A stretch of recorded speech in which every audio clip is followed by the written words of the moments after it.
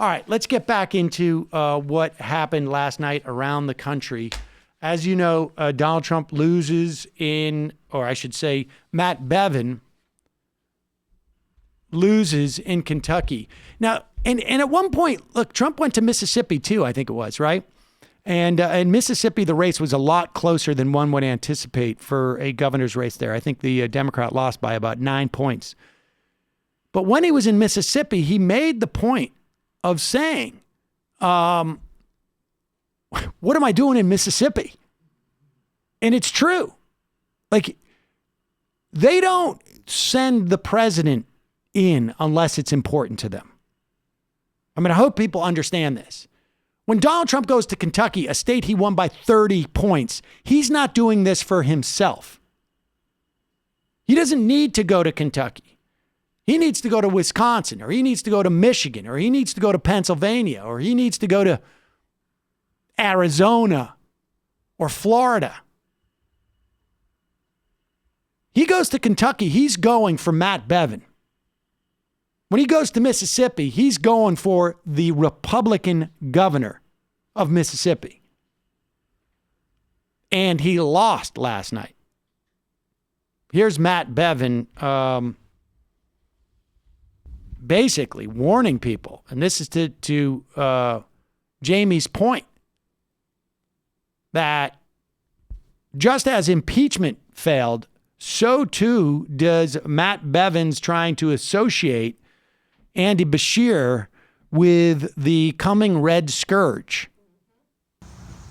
Hi, this is Kentucky Governor Matt Bevin. Today, Sunday, Bernie Sanders, Crazy Bernie, is going to be here in Kentucky. He's here protesting business. He's protesting those who create jobs and opportunity. He thinks that everything should be free. Somehow the job creators should be punished, and the people who do or don't work to varying degrees should get everything for free. Doesn't work that way. Anytime someone gets something for free, someone else is paying for it.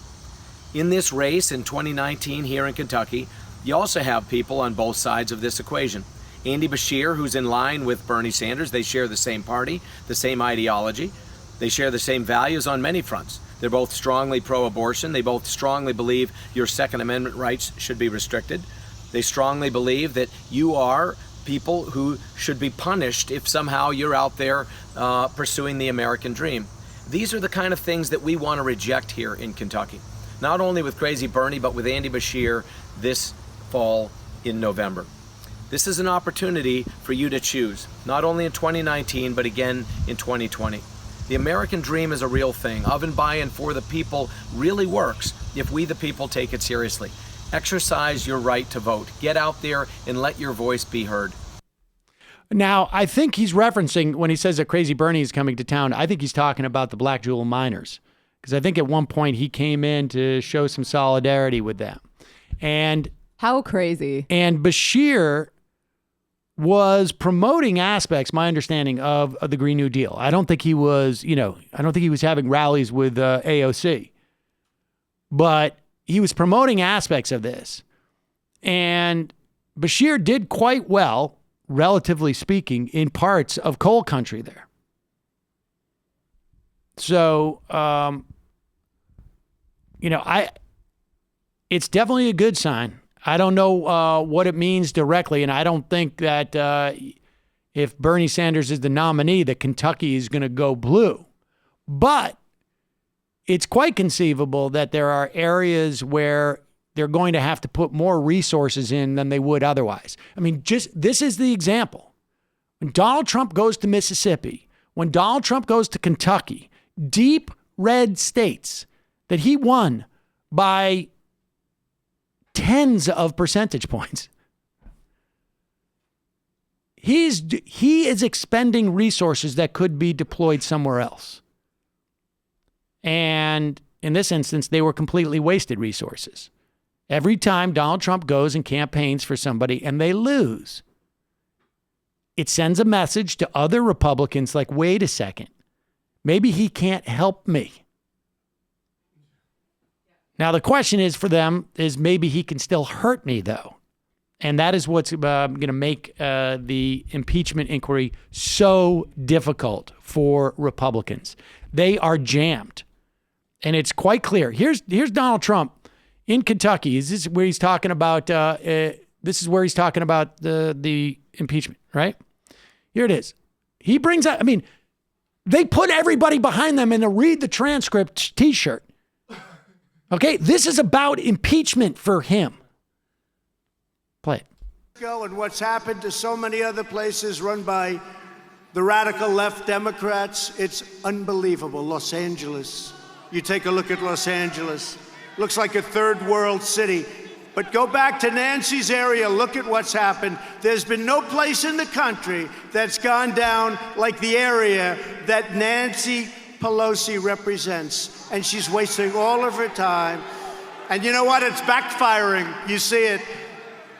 But the media and the Democrats have launched an even more brazen assault on our nation with a deranged, hyper-partisan impeachment witch hunt. Impeachment. Think of it. There it is. Impeachment witch hunt. Read the transcript. It says every T-shirt that they have behind Donald Trump.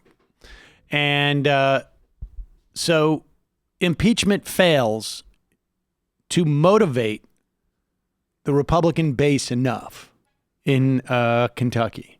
Trump fails to motivate the Republican base. Now, maybe he can bring them out for him. But 6 months ago, would anybody say maybe Republican voters in Kentucky will come out for Donald Trump? The guy won by 30 points. 30 points. Well, it seems, if anything, it's demotivating people, right? Like you just cited a poll the other day saying that Trump is losing the support of Republicans, which I never expected to happen. It's starting to erode some of their enthusiasm. We will see. And I would be very, very surprised if any first-time voters came out and they were like, you know what? I think I'm going to vote for Trump now, not in 2016.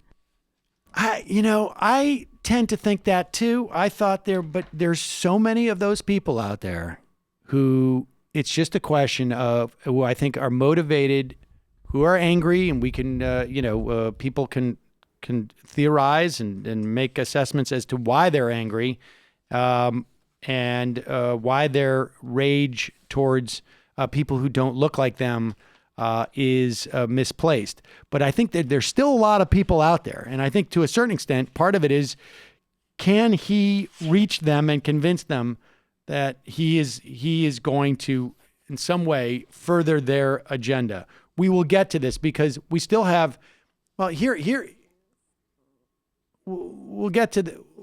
get to this now. This is some Pennsylvania voters in swing districts speaking out about impeachment. Now, before we get to that clip, we'll get to that in a minute. I want to talk about what happened in Pennsylvania last night, and maybe we'll get Mike from PA will call in, hopefully. There was a bunch of stuff that happened. The Democrats now will hold all 5 seats on the Delaware County Council. This has been, according to the Inky, they call it, a Republican stronghold since the Civil War. Now, Republicans in the Civil War were actually pretty good. They were very progressive. In fact, a lot of the things that we perceive today as being sort of like, parts of modern society, public school, was a function of these Republicans during Reconstruction. So that's there's a long realignment. A lot of people there. Don't know that. Yep. In Bucks County, Democrats also held a late lead for control of the Board of Commissioners in a close race. And in Philadelphia, this is really interesting. The Intercept wrote about this a couple days ago. It gets a little bit weedy, but it's relevant.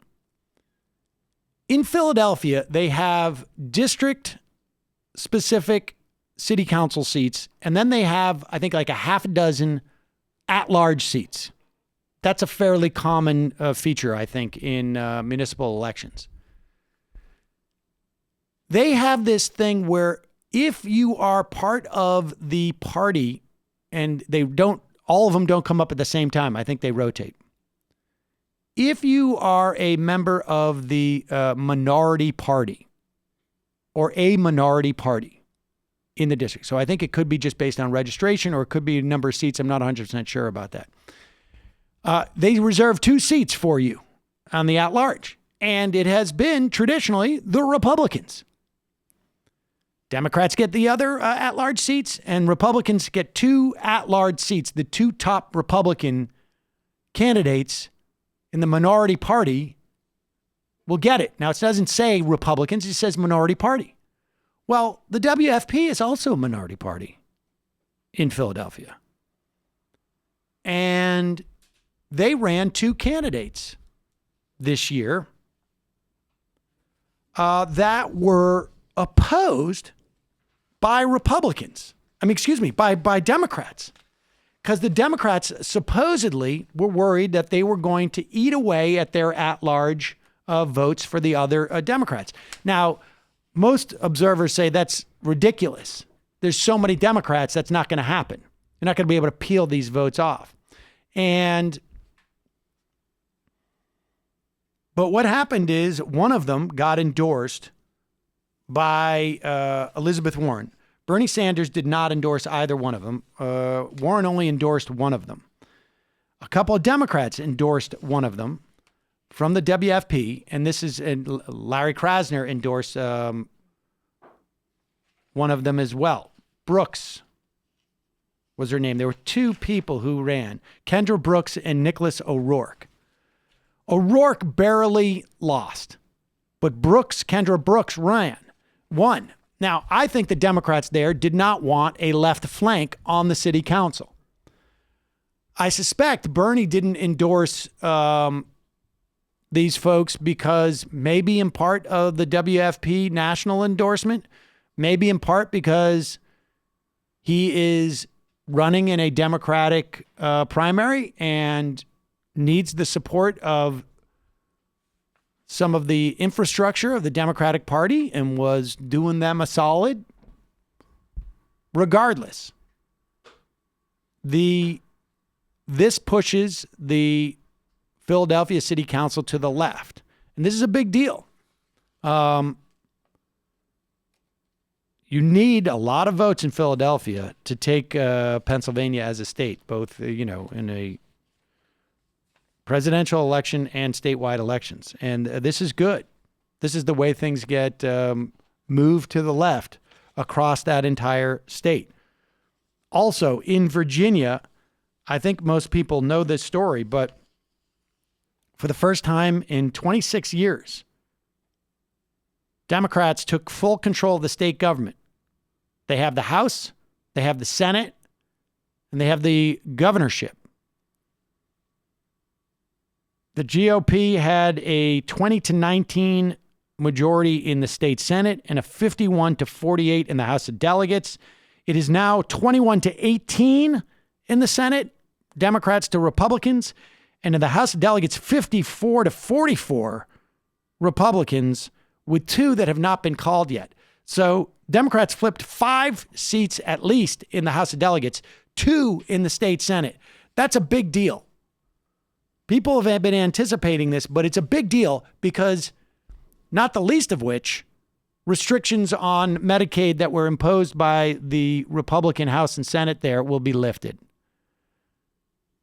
Not the least of which, because Democrats will control the redistricting in a purple state. And that makes a big difference in terms of the House delegations.